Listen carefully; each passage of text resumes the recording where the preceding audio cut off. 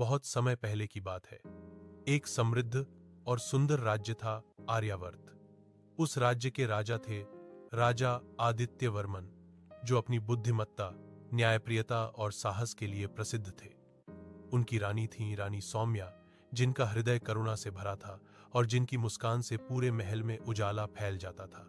राजा और रानी का जीवन प्रेम और सम्मान से भरा था। राजा राज्य की रक्षा और व्यवस्था संभालते थे, जबकि रानी जनता की समस्याओं को सुनती और उनकी सहायता करती। गरीबों को भोजन, बच्चों को शिक्षा और बीमारों को इलाज दिलवाना रानी का प्रिय कार्य था। लोग उन्हें मां समान मानते थे। एक वर्ष राज्य में भयानक सूखा पड़ गया।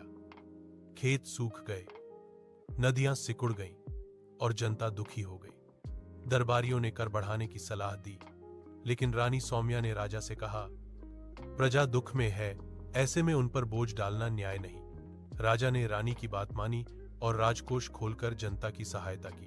राजा स्वयं गांव जाकर लोगों का हाल जानने लगे। रानी भी उनके साथ गई।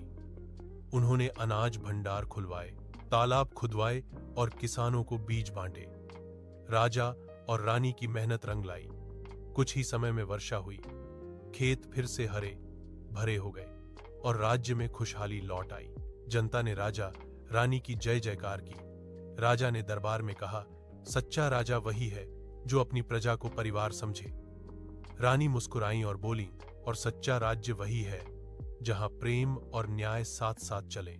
इस प्रकार राजा आदित्य वर्मन और रानी सौम्या न केवल एक आदर्श शासक थे, बल्कि एक आदर्श जीवन साथी भी।